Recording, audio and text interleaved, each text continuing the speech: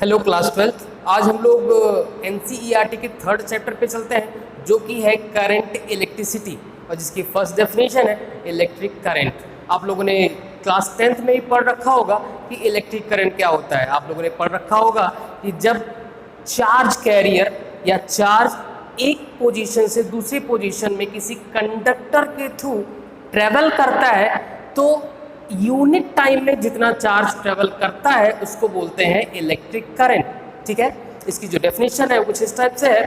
When charge carrier, charge नहीं students, charge carrier flow, then the rate of flow of charge is called electric current. Students ध्यान रखिएगा कि इस current को flow कराने के लिए सिर्फ इलेक्ट्रॉन ही जिम्मेदार नहीं होते, बहुत ढेर सारे एलिमेंट्स या बहुत ढेर सारी चीजें हैं जो कि करंट को फ्लो कराती हैं। जैसे कंडक्टर में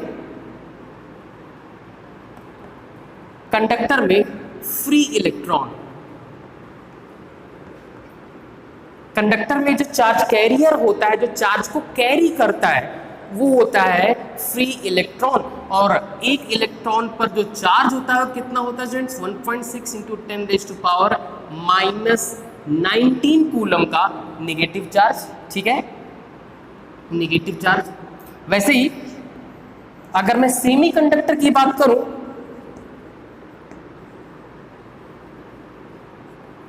सेमीकंडक्टर में फ्री इलेक्ट्रॉन के साथ साथ कुछ होल्स होते हैं जो कि चार्ज को कैरी करते हैं, चार्ज को एक प्लेस से दूसरी प्लेस तक पहुंचाते हैं।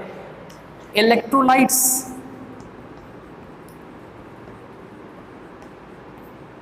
इलेक्ट्रोलाइट्स में पॉजिटिव और नेगेटिव आयंस होते हैं जो चार्ज को कैरी करते हैं। तो एक मिसकंसेप्शन जो स्टूडेंट्स के दिमाग में होता है कि चार्ज को कैरी सिर्फ इलेक्ट्रॉन करता है, बिल्कुल नहीं। चार्ज को इलेक्ट्रॉन के साथ साथ होल्स या पॉजिटिव नेगेटिव आयंस ये सब कैरी करते हैं। और जब ये कैरी करते हैं, चार्ज को एक प्लेस से दूसरे प्लेस तक ले जाते हैं, तो रेट ऑफ फ्लो को बोला जाता है करंट या इलेक्ट्रिक करंट। ठीक है, average electric current is equal to total charge flown per unit time. मतलब ये है कि किसी कंडक्टर में, किसी सिस्टम में कितने टाइम में कितना चार्ज फ्लो कर गया है, इसका जो रेशियो होता है इसको बोला जाता है एवरेज इलेक्ट्रिक करंट। यूनिट क्या होगी स्टूडेंट्स इसकी? कूलम पर सेकेंड, जिसको बाद में नाम दिया गया एम्पियर। ठीक है, ये है आपका एवरेज इलेक्ट्रिक करंट। अगर इंस्टेंटेनियस करंट की बात की जाए उसके लिए क्या करना पड़ेगा? इसको हमें डिफरेंशियल फॉर्म में कन्वर्ट करना पड़ेगा। तो instantaneous electric current is equal to limit delta t tends to 0। मतलब हमें टाइम को बहुत ही छोटा कर देना चाहिए। इस छोटे से टाइम में जो चार्ज फ्लो करेगा उसको बोलेंगे instantaneous current, delta Q by delta T. ठीक है, इसको डिफरेंशियल फॉर्म में कन्वर्ट कर लीजिए तो ये हो जाएगा D D T of Q. ये इंस्टेंटेनियस इलेक्ट्रिक करंट है, एम्पियर। ठीक है, इसका इंटीग्रल फॉर्म क्या होगा? सॉल्व करिए इसको जरा सा, थोड़ा सा और क्रॉस मल्टीप्लाई करिए तो I इज इक्वल टू है d q by d t. Cross multiply करिए, ये हो जाएगा d q is equal to I d t. ठीक है स्टूडेंट्स, अब दोनों तरफ इंटीग्रेट कर दीजिए इसको। जब आप इंटीग्रेट करेंगे, integration d q is equal to integration I d t. अब इंटीग्रेशन लगाइए Q1 से Q2 तक, मतलब कि टाइम T1 से T2 तक चार्ज जो फ्लो किया वो Q1 से Q2 तक था। इसको इंटीग्रेट करिए तो 1 dq का इंटीग्रेशन कितना हो जाएगा स्टूडेंट्स? Q 1 dq का integration Q is equal to, sorry limit लगा दीजिए, Q1 to Q2 is equal to I d t, T1 to T2 I d t. अब आपको इसको इंटीग्रेट करना होगा। यहां पर क्या हो जाएगा?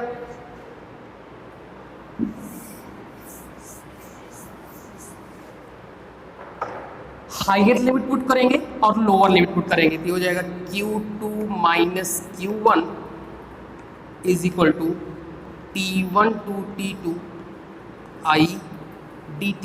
और ये क्या है स्टूडेंट्स, टोटल चार्ज, कितना चार्ज फ्लो किया इस टाइम इंटरवल में, मतलब T1 से T2 तक में कितना चार्ज फ्लो किया वो है। ठीक है, इसी कंसेप्ट पर एक क्वेश्चन को देखते हैं। The current through a wire is as I is equal to 2 + 3t ampere, calculate charge cross the section of wire, cross section of wire in 10 second. मतलब ये है कि करंट को टाइम का फंक्शन दे रखा है और आपसे पूछा जा रहा है कि 10 सेकेंड में उस कंडक्टर से या उस कंडक्टर के क्रॉस सेक्शन से कितना चार्ज क्रॉस कर जाएगा। ठीक है, फिर से वही एक बार फिर से मैं उस फॉर्मूले को डराइव कर रहा हूँ, देखिए ध्यान से। I is equal to delta Q by delta t या dQ बाई dt, ये डिफरेंशियल फॉर्म है, इसको इंटीग्रल फॉर्म में कन्वर्ट करिए, क्रॉस मल्टीप्लाई करिए तो dQ इज इक्वल टू हो जाएगा I dt, और इसको जब इंटीग्रेट करेंगे तो Q इज इक्वल टू कितना हो जाएगा students, T1 to T2 I dt। ये फॉर्मूला यूज करेंगे। ठीक है, चलिए फॉर्मूला यूज करते हैं। Q इज इक्वल टू या delta Q is equal to, time क्या है स्टूडेंट्स 10 सेकेंड, मतलब 10 सेकेंड में, मतलब कहां से कहां तक, 0 सेकेंड से 10 सेकेंड तक। लोअर लिमिट क्या हो जाएगी 0, अपर लिमिट क्या हो जाएगी 10, 10 सेकेंड तक। करंट फंक्शन I dt होता है, करंट फंक्शन क्या दे रखा है 2 + 3t एम्पियर इंटू dt। अब इसको इंटीग्रेट करना है आपको, इंटीग्रेट करिए, integration 0 to 10 2 dt plus integration 0 to 10 3t dt। Solve करिए इसको, 2 कांस्टेंट है स्टूडेंट्स, बाहर आ जाएगा 1 dt का integration students t 0 to 10 plus 3 constant है, बाहर आ जाएगा, t का इंटीग्रेशन कितना हो जाएगा t² / 2, lower limit 0, upper limit 10। Solve करिए,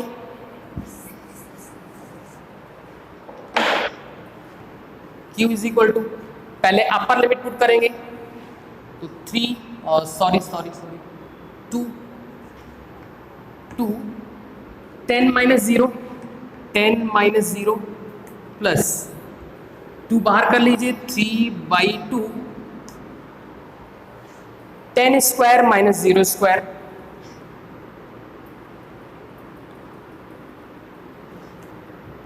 20 प्लस 3/2 इंटू 100, ये हो जाएगा 50, 20 प्लस 150 दैट इज 170 कूलम। मतलब ये है कि अगर इस टाइप की कोई करंट, इस वेरिएबल टाइप की कोई करंट 10 सेकेंड तक फ्लो करे, ठीक है, तो कितना चार्ज फ्लो कर जाएगा 170 कूलम चार्ज फ्लो कर जाएगा। चलिए करंट इलेक्ट्रिसिटी का एक और क्वेश्चन देखते हैं।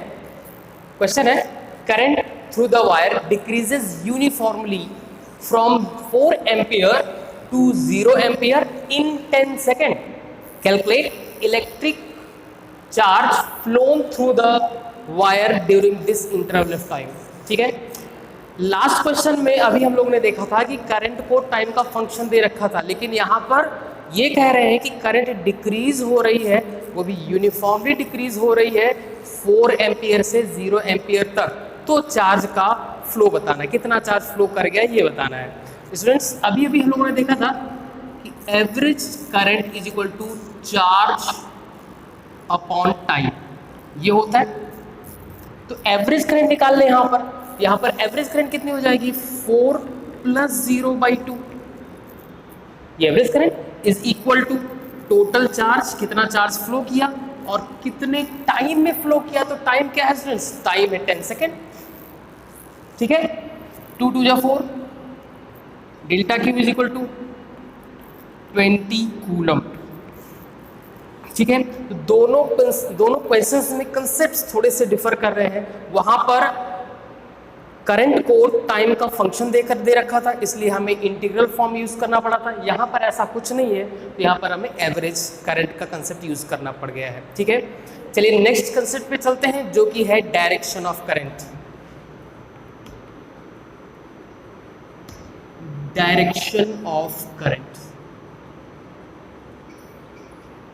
अभी हम लोगों ने जो डिस्कस किया है वो है मैग्नीट्यूड। मैग्नीट्यूड इस फॉर्मूले से मिलता है, I is equal to q by t, या फिर I is equal to d q by d t. ये मैग्नीट्यूड हुआ करता था। अभी हम लोग को डायरेक्शन को डिस्कस करना है, क्योंकि करंट में डायरेक्शन भी होती है। और डायरेक्शन कैसे दिखते हैं जरा गौर करिएगा। अगर नेगेटिव चार्ज, जैसे कि इलेक्ट्रॉन किसी फिक्स डायरेक्शन में ट्रेवल कर रहा है, तो नेगेटिव चार्ज के अपोजिट आपकी करंट होती है, जिसको आप कन्वेंशनल करंट भी मानते हैं। ठीक है ना, या बोलते हैं नेगेटिव चार्ज के अपोजिट डायरेक्शन में करंट होती है, हमेशा याद रखिएगा। कोई जरूरी नहीं है कि वो इलेक्ट्रॉन ही हो, कोई भी नेगेटिव चार्ज होगा तो उस नेगेटिव चार्ज के मोशन के जस्ट अपोजिट जो करंट होगी उसको कन्वेंशनल करंट मानते हैं। ठीक है, दूसरा, अगर पॉजिटिव चार्ज ट्रेवल कर रहा है तो जो करंट होगी वो पॉजिटिव चार्ज के मोशन की डायरेक्शन में ही होगी। याद रखिएगा स्टूडेंट्स, नेगेटिव चार्ज के अपोजिट डायरेक्शन में करंट होती है और पॉजिटिव चार्ज के मोशन के अलोंग करंट होती है। ठीक है स्टूडेंट्स, चलते हैं नेक्स्ट क्वेश्चन की तरफ, जो कि है an electron moves in a circular orbit of radius 10 centimetre with speed of 4 into 10 raised to power 6 meter per second. Find the magnitude of electric current at any point of the orbit. Students, इस question को करने के लिए हमें कुछ पहले से ही analysis करनी पड़ेगी कि यहाँ पर एक ही इलेक्ट्रॉन है और उसके चलने पर क्यों करंट फ्लो कर रही है। चलिए देखते हैं। मान लेते हैं कि ये है आपकी इलेक्ट्रिकल सर्कुलर ऑर्बिट और यहाँ पर वो इलेक्ट्रॉन है, इसकी रेडियस है स्मॉल r और इसकी वेलोसिटी है, इस ऑर्बिट के थ्रू इसकी स्पीड है v। जब ये इलेक्ट्रॉन पूरा एक सर्कुलर ऑर्बिट कंप्लीट करके फिर से यहाँ पर आ जाएगा तो यहाँ पर एक करंट फ्लो होगी। ठीक है, यहाँ पर करंट फ्लो होगी, क्यों? क्योंकि यहाँ पर ये इलेक्ट्रॉन पूरा एक ऑर्बिट को कंप्लीट कर रहा है। ठीक है, यहाँ पर हम फॉर्मूला यूज करेंगे। फॉर्मूला है I is equal to q by t, where Q is n e, that is n e by t. ठीक है स्टूडेंट्स, यहाँ पर n कितना है? n मतलब क्या? Number of electrons. यहाँ पर इलेक्ट्रॉन्स कितने हैं? सिर्फ एक, तो n 1 हो जाएगा, तो I is equal to e by t. ये पहला चेंज, n को 1 रखा गया है। दूसरा, यहाँ पर t कितना है? हमें करंट तब मिलेगी जब ये इलेक्ट्रॉन इस पॉइंट से चलकर फिर से यहीं पर आ जाए। मतलब क्या? टाइम पीरियड, तो I is equal to e by capital T। मतलब इस पूरे सर्कुलर ऑर्बिट को मूव करने में कितना टाइम लगा है। ठीक है, अब t की वैल्यू यहाँ से फाइंड आउट कर लीजिए। t की वैल्यू कैसे निकलेगी friends? t is equal to कितना होता है? Distance upon speed, e upon time. यहाँ से पूरा एक चक्कर लगाकर फिर यहीं पर आ जाएगा तो कितना टाइम लगेगा? तो टाइम इक्वल टू क्या हो जाएगा friends? Total distance upon speed. तो टोटल डिस्टेंस कितनी हो जाएगी? 2 पाई r सर्कुलर ऑर्बिट की length 2 pi r upon speed. कितनी स्पीड से कवर कर रहा है इसको? v से डिवाइड कर दें तो करंट कितनी हो जाएगी स्टूडेंट्स? v ऊपर चला जाएगा, v e upon 2 pi r। ये एक जनरल फार्मूला है जब इलेक्ट्रिक करंट इलेक्ट्रॉन के थ्रू ऑर्बिट में फाइंड करना होता है। अब इसी फार्मूले में आप ये इंफॉर्मेशन को इनकॉर्पोरेट कर दीजिए, आपको रिजल्ट मिल जाएगा। चलिए सॉल्यूशन देखते हैं। I is equal to v कितना है स्टूडेंट्स? v है 4 into 10 raised to power 6, 4 into 10 raised to power 6। e मतलब इलेक्ट्रॉनिक चार्ज कितना होता है students? 1.6 into 10 raised to power -19 coulomb divided by 2 pi r, 2 into pi की वैल्यू स्टूडेंट्स 3.14 इंटू आर।